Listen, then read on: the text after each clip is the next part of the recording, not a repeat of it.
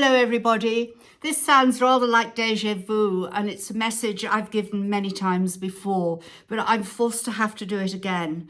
It is known generally that we never turn an animal away, and I think most people are aware of the work that we do at the refuge. But two things have happened that are quite important. The other day, I think it was 3 nights ago now, maybe 4, I'm losing track of time, but we had a message that a horse was in great distress with a severely badly broken leg about a 3-hour drive from here. And I said to the people concerned, we can't possibly get there, but if an animal comes, we will never turn it away. I then got a message to say it was on the way, and it arrived at 3 o'clock in the morning. The men had to come in from the village to carry it into a stable. It was in an appalling state, and we gave painkillers immediately. We did everything we could, and our veterinarian came out in the morning. Now, Dr. Fowd, our vet, is an experienced equine vet, and he examined her very carefully.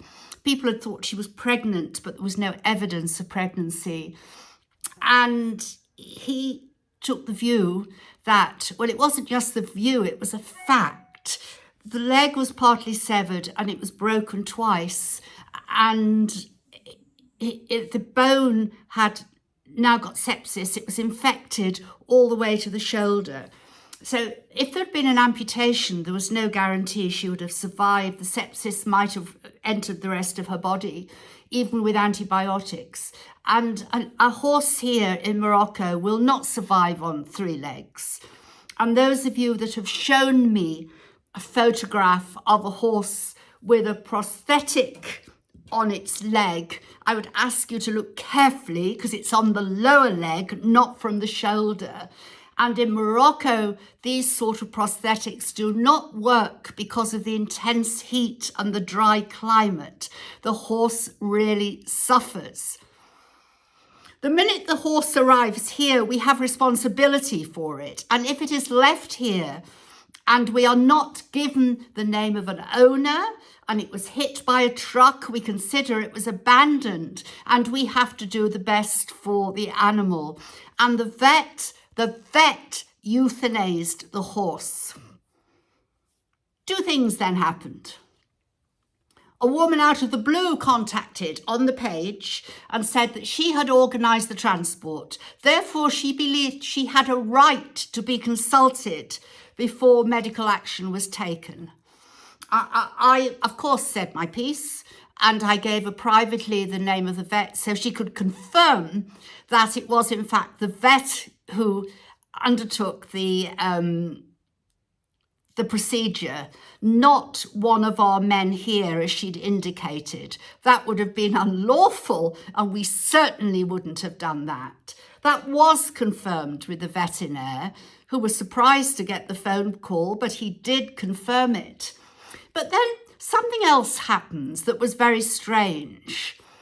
Somebody who appeared to be in France, but I don't believe they are, posted some fairly obnoxious posts accusing me personally of being a liar and taking these animals in to make money. And I harvested a lot off the backs of the animals in Morocco. I was outraged.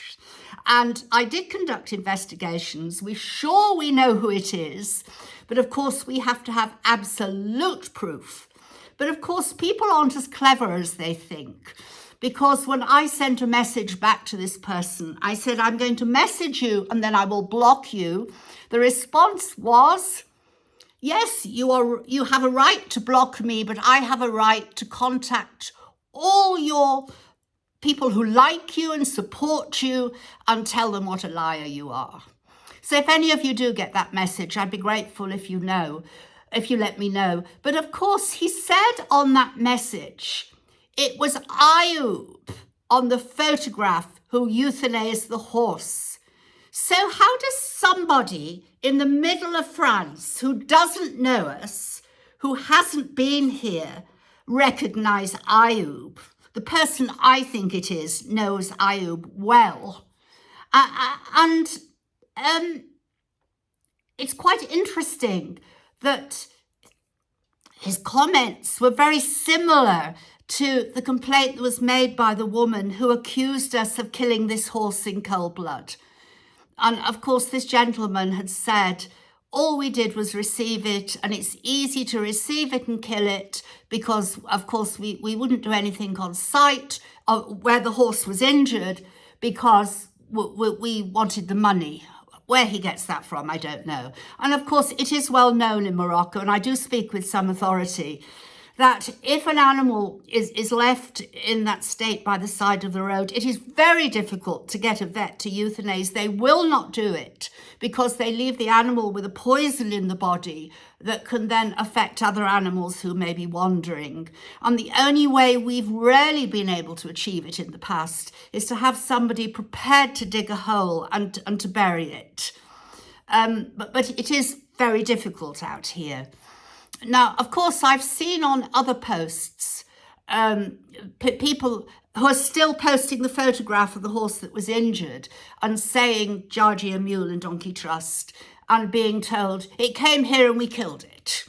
And then prayers to Allah, we had no right to do that. It is only Allah who can take a life. So I'm telling you this because what I don't want to happen is to turn into a very unpleasant debate that will harm the welfare of the 240 equines that we have. I will not allow it to happen.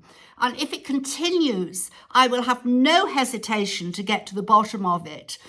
Either report this matter to the police in Morocco, because I believe the gentleman I've mentioned is in Morocco, or otherwise I can contact Facebook and I can ask to take court proceedings. He will have to be identified. So please don't mess with me, these people who think you're equine experts. And what are you going to do? Are you going to rescue all these animals in Morocco? Are you going to provide the stabling, the food, the medical care, the finance, etc., etc.? It really does make me angry. But to end on a slightly better note, I've had contact with someone I do know in the north of Morocco who has been able to save a horse that is in reasonably good health, but was confiscated by the local authority, but put into the abattoir, and it is due to be